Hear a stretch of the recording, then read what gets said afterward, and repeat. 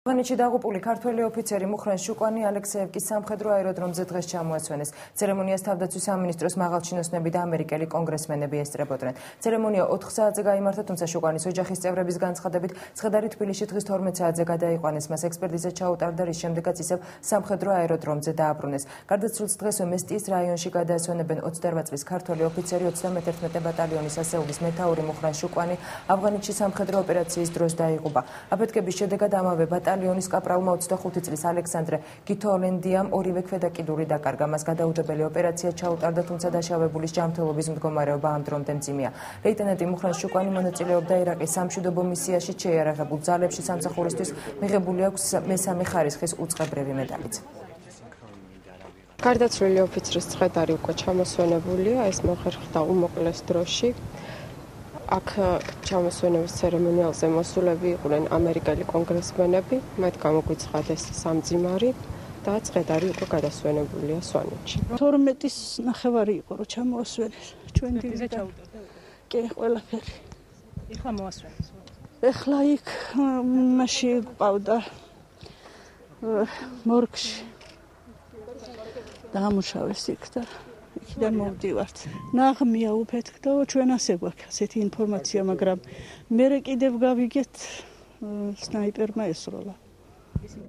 ავღანეთში დაღუპული ქართველი ჯარისკაცის ოჯახს საქართველოს პრეზიდენტი მიხეილ სააკაშვილი სამძიმარს უცხადებს. მიმართვის ტექსტი პრეზიდენტის ოფიციალურ ვებგვერდზე გამოქვეყნდა. პრეზიდენტი სააკაშვილი ღრმა მწუხარებას გამოთქვამს ავღანეთში სამშვიდობო მისიის შესრულებისას დაღუპული ქართველი ოფიცრის, საქართველოს შეიარაღებული ძალების უფროსი ლეიტენანტის 31 ბატალიონის ასეულის მეთაურის მუხრან შუკვანის გამო. მიხეილ სააკაშვილი სამძიმარს უცხადებს ქართველი ოფიცრის ოჯახს, მის თანამებრძოლებსა და ქართველ ხალხს. ავღანეთში ქართველი ჯარისკაცის დაღუპვასთან დაკავშირებით ასევე ოფიციალური განცხადება გაავრცელა ამერიკის შეერთებული შტატების საელჩომ საქართველოში. მომხდარის გამო მწუხარება გამოხატა ამერიკის შეერთებული შტატების ელჩმა საქართველოში. ჯონ ბასმა გარდაცვლილის ოჯახს თანაგრძნობა გამოუცხადა. საელჩოს განცხადებაში აღნიშნულია, რომ ქართველმა ხალხმა ავღანეთში მძიმე დანაკარგი განიცადა. განცხადებაში ასევე საუბარია ნატოს ეგიდით მიმდინარე ოპერაციაში საქართველოს შეიარაღებული ძალებისა და ქართველი ხალხის მნიშვნელოვან წვლილზე. მუხრან შუკვანის გარდაცვალებასთან დაკავშირებით ამერიკელმა კონგრესმენებმა კომენტარი საქართველოში ჩამოსვლისთანავე გააკეთეს.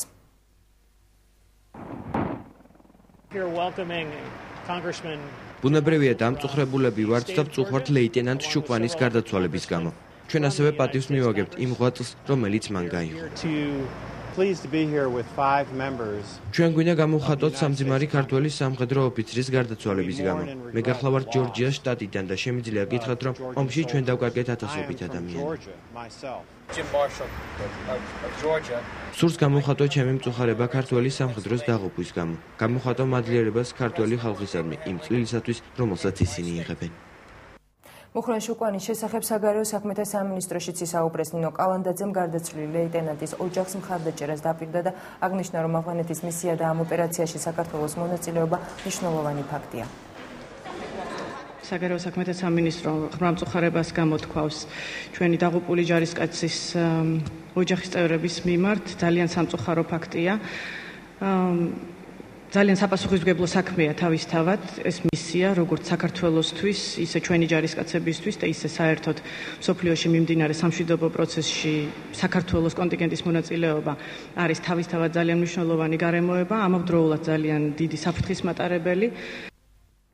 ამერიკელი კონგრესმენები დღეს ოპოზიციის ლიდერებს შეხვდნენ. კონსერვატორების ლიდერ კახა კუკავას თქმით, ამერიკელ კონგრესმენებთან ქართულმა ოპოზიციამ ყურადღება გაამახვილა მედიის თავისუფლების, ეგრეთ წოდებული პოლიტპატიმრებისა და საარჩევნო გარემოს შეცვლის აუცილებლობაზე. ქრისტიან-დემოკრატ გიორგი თარგამაძის შეფასებით კი ქართველი ოფიცრის გარდაცვალებამ ავღანეთში ნათელი გახადა, რომ ამერიკის შეერთებულ შტატებსა და საქართველოს არა მხოლოდ საერთო ღირებულებები, არამედ საერთო ტკივილიც აქვთ. მისი შეფასებით, სწორედ ამიტომ ამერიკული მხარისთვის საქართველოს დემოკრატიული განვითარება მნიშვნელოვანია და აღნიშნა, რომ ამერიკელ კონგრესმენებთან სწორედ ამ თემაზე შედგა საუბარი.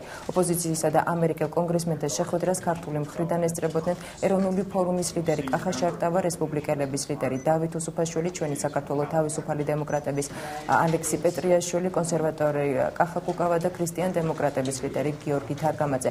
ამერიკელ ხუთკაციან დელეგაციას ხელმძღვანელობს კონგრესმენი ჯორჯიის შტატიდან ჯიმ მარშალი, დელეგაციაში შედიან ჩარლზ დენტი პენსილვანიიდან, სინტია ლუმისი ვაიომინგიდან, ჯიმ ჯიმ ჰარმანი კალიფორნიიდან და პიტერ ველჩი ვერმონტიდან. ამერიკელ კონგრესმენთა დელეგაცია თბილისი მარიოტიდან ალექსეევკის სამხედრო აეროდრომზე გაემგზავრა, სადაც ავღანეთში დაღუპული ქართველი ოფიცერი ჩამოასვენეს.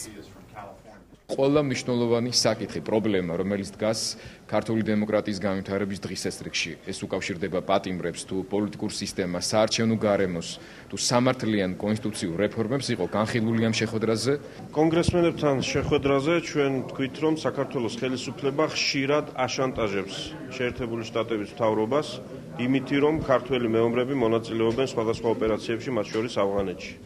მე პირადად მოვახსენე კონგრესმენებს, რომ რესპუბლიკური პარტია ხარს უჭერს ქართველების ჩვენი ჯარისკაცების მონაწილეობას ასეთ მნიშვნელოვან ოპერაციებში, მაგრამ ეს არ უნდა ხდებოდეს საქართველოში არსებული პრობლემებზე თვალის დახუჭვის მიზეზი ან საბაბი. ყველაზე მყარი საფუძველი ქართულ-ამერიკულ სტრატეგიულ თანამშრომლობას შეიძლება შეუქმნას დემოკრატიას. თუ არ იქნება საქართველოში დემოკრატიული რეფორმები და თუ ეს რეფორმები არ იქნება მხარდაჭერილი შეერთებული შტატების მიერ, ასეთ შემთხვევაში ძალიან რთული წარმოსადგენია გაგრძელდეს სტრატეგიული ურთიერთობა გრძელვადიან ურთიერთობებში. ყოფილი მსოფლიო ლიდერების სიმპოზიუმის მონაწილეთა ერთი ჯგუფი ოკუპაციის მუზეუმს ეწვია. 17 კაციან ჯგუფს კომპანია კავკასუს ტრეველმა უმასპინძლა. კომპანიის გიდმა სტუმრებს მუზეუმში გამოფენილი ექსპონატები გააცნო. სტუმრების მისვლისას მუზეუმში ვარდების რევოლუციის ამსახველი კადრები გადიოდა. სტუმრებმა მოკლე ისტორია ვარდების რევოლუციის შესახებაც მოისმინეს. რაც მუზეუმში ვნახეთ, საშინელი ისტორიის ფაქტებია. იმედოვნებ, რომ ყველაფერი საქართველოში უკეთესობისკენ შეიცვლება. სტალინის რეჟიმმა მსოფლიო არეალზე ცუდი ზეგავლენა მოახდინა და ბევრი ადამიანის სიცოცხლე შეიწირა, რაც საშინელებაა. დღეს ჩვენ 21 საუკუნეში ვცხოვრობთ და მგონია, რომ უმჯობესი იქნება მსოფლიო უფრო შემწყნარებელი იყოს.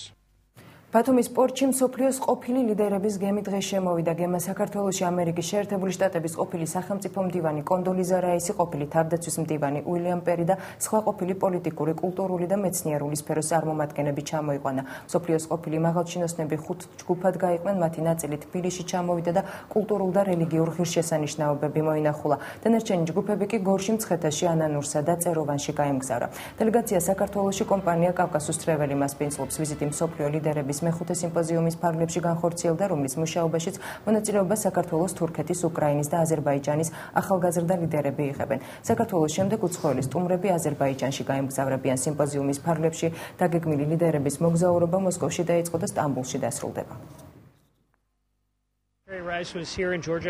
თავისთავად მნიშვნელოვანია, როდესაც ყოფილი სახელმწიფო მოღვაწე სტუმრობს ქვეყანას. ის პირადად ხედავს იმ ტრანსფორმაციას, რომელსაც ახორციელებს თქვენი ქვეყანა.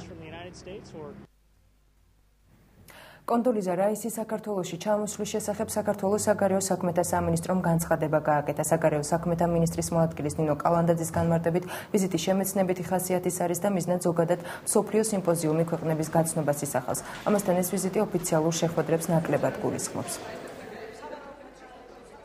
ოფიციალური შეხვედრები არ იგეგმება მსოფლიო ლიდერების ვიზიტთან დაკავშირებით მოგახსენებთ, იმდენად რამდენადაც ეს ვიზიტი უბრალოდ სტუმრობა საქართველოში ხაზგასმით არაოფიციალურ ხასიათს ატარებს, რამდენადაც ჩვენთვის ცნობილია, მათ სურთ უბრალოდ დათვალიერება რეგიონის და მსოფლიო რეგიონების შესწავლის პროცესში, ეს არის შემეცნებითი ხასიათის ვიზიტი, მათ შორის საქართველოსაც ესტუმრებიან, დაზუსტებით ამ წუთასად იმყოფება, ვიცი მასმედიის საშუალებით, სანამ გამოვედით თქვენგან ამ წუთას იყო, რომ მას ასე ვთქვათ დახვედრა მოუწყვეს აჭარაში, შესაბამისად სავარაუდოდ იგი ამ წუთას იმყოფება სწორედ აჭარის ტერიტორიაზე.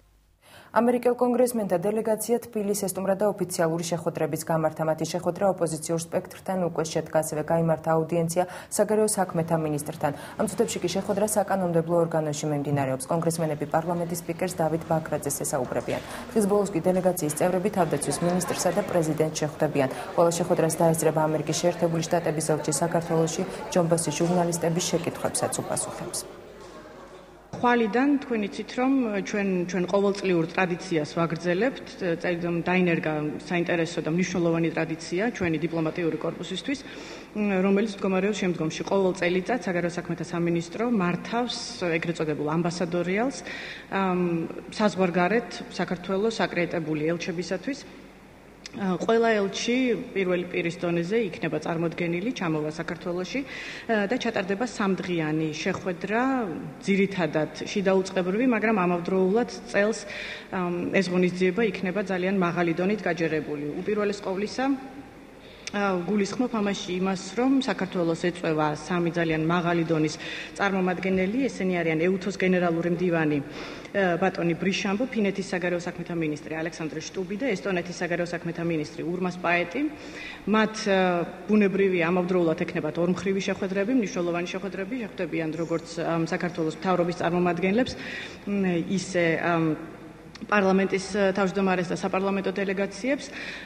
ამავდროულად ბუნებრივია საქართველოს პრეზიდენტს 13-17 სექტემბერს ქალაქ ჰააგაში გაემართება მართლმსაჯულების სასამართლოში რუსეთის ფედერაციის წინააღმდეგ საქართველოს არჩელის საჯარო განხილვა. თქვენ იცით, რომ ეს არის ძალიან მნიშვნელოვანი სასამართლო პროცესი. 2008 წლის ჯერ კიდევ 12 აგვისტოს საქართველოს შეიტანა სარჩელი ჰააგის სასამართლოში, სადაც განიხილება რასობრივი დისკრიმინაციის ყველა ფორმის აღმოფხვის შესახებ 1965 წლის საერთაშორისო კონვენციის დარღვევა რუსეთის ფედერაციის მხრიდან.